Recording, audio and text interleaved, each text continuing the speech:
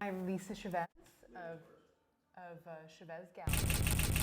My husband and I have been studying art together 12 years. In order to decide what to paint, we set ourselves themes. Pieces that we choose for marketing, we try to choose pieces that will reach other people. Top three. We have 12 years of almost full-time art to think about.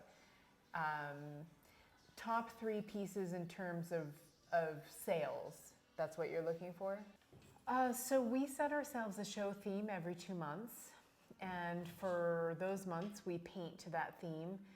For instance, our show this first Friday in December will be Beauty and the Beast theme. We paint to a theme and we unveil all the new artwork at the art walk. And then I must find someone who not only really relates to the concept of the art and the execution, but can pay me for 5 months of work.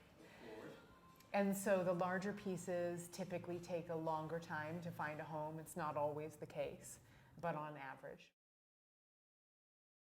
Oh no, we just wait for the right buyer. My husband and I have both been full-time artists for 7 years.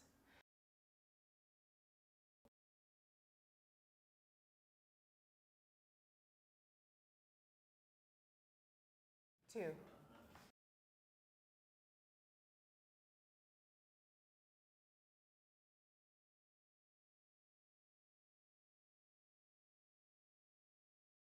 Oh, we don't have any pastels in here. Lisa and I don't know if, I can't speak for Lisa, but I never got the hang of pastels. But let me, There are two types. like women will be familiar with like oil makeup and it just looks like that and it behaves the same way. So we almost always start with sketches. So we almost always start with a sketch. And if the sketch works out or if it doesn't work out, we might do another sketch.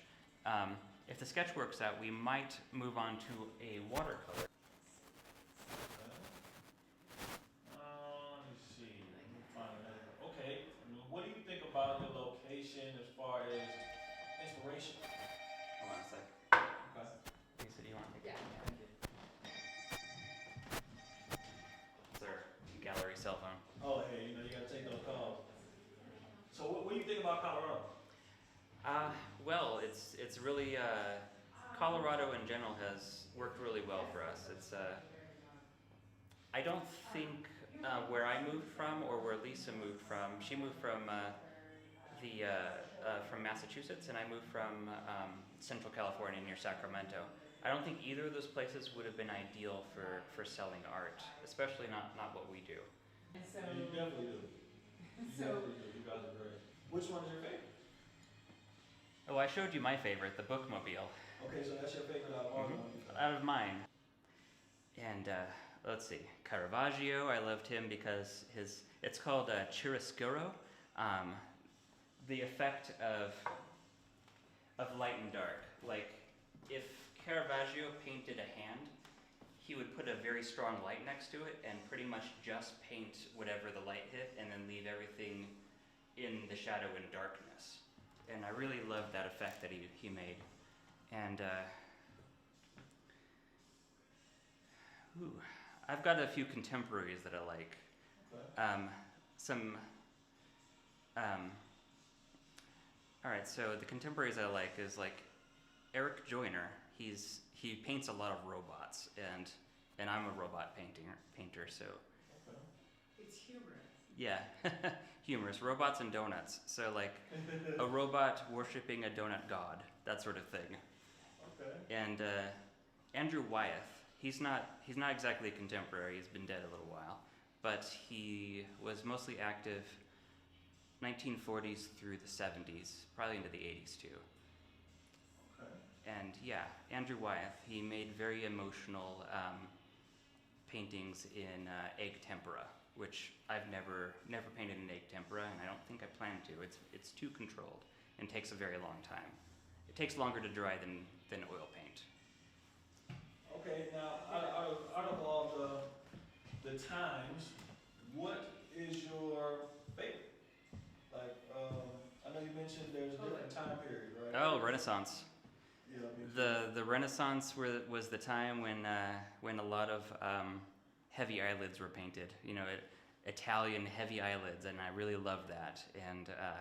And porcelain skin, and just weird themes that they were experimenting with. Narrative too. Yeah, there was a lot of things going on before the Renaissance that like artists were forced to paint certain themes, and then in the Renaissance they were just private individuals asking artists to paint things that were just strange and otherworldly, and I think it was a very good time for a surrealist.